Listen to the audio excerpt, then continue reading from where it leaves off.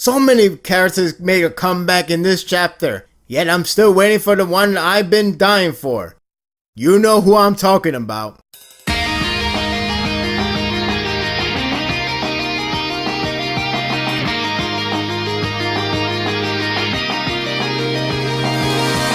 Just when we got answers to old questions, we got new questions to answer. This is one hell of an explosive chapter, and one moment takes it literally. Just when I thought I got a clear picture of the series, oh no, it all becomes a blur by the time that character appears. At least the ending gives me the answer that I have known for a while, yet all so rewarding. The shootout scene is so gratifying. Leave it to Marude to pull off epic showdown. It is rather funny and trolling of Ishida to set up the beginning scene like the end of Furuta. It has that slow motion effect of him falling down and then he's just like, oh yeah, I'm a ghoul. So yeah, he didn't die. Of course not.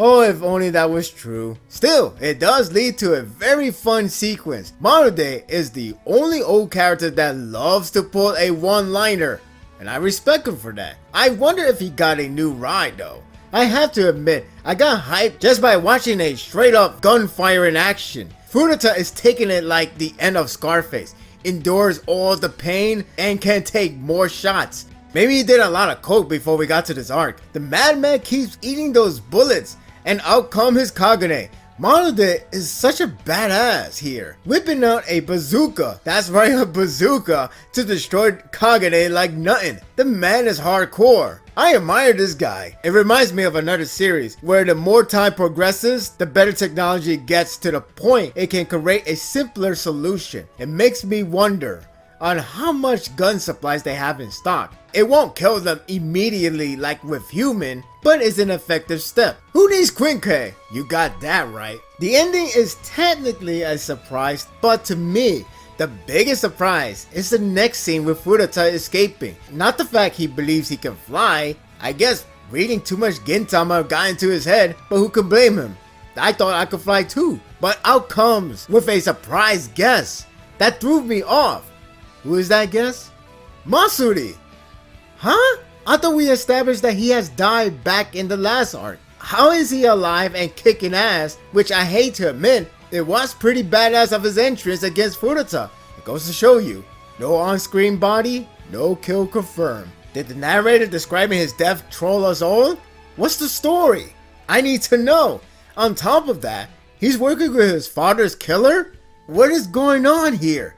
On the upside, it's good to know that we will get more on the Washus and didn't go to waste, since it did feel like a missed opportunity, and obviously there's more to tell the way how this arc was building up. Now, we definitely need a lot of answers from this twist of him not only alive, but working together with Marude. It can be well executed if Ishida plays his cards right. The record has it that he has done well. Time will tell on the whole story behind this revelation. Otherwise, I'll be like Uri in this chapter, confused as hell. Iwao and Marude meeting for one last time is a pretty sad scene. The damage is done, and there's nothing they can do to save him. I like how Marude approaches and talks to him like a real friend, standing by his side to the very end. I didn't want him to die, but it is what it is. He was great to the very end, and that's all I can ask from a character like him. Rest in peace, Iwao. Your son will make you proud. The ending is, of course, the main highlight of the chapter. I always have my prediction on who is Scarecrow for a long time. And this is the very moment that will end the question for good. It's not that surprising, but the thought of knowing and confirming on what we have believed in is so rewarding. Hide is Scarecrow.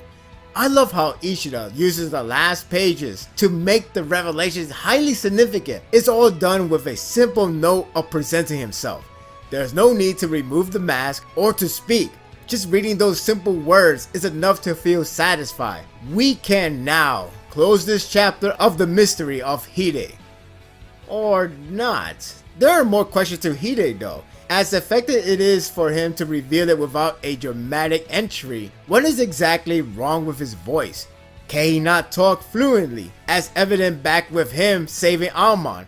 In fact, the way how it was addressed also suggests that perhaps his face is fractured or disfigured because he didn't remove his mask at all, as if to say this will be a revelation when the time comes. Maybe when he meets Kaneki once again, that's when he removes his mask, and that will be a little bit heartbreaking to see what's his current condition. Kaneki must have done brutal stuff to get his state back in shape back in part 1. Of course, he needs human flesh to recover, but just how badly did he take a bite out of him? More question needs to be answered.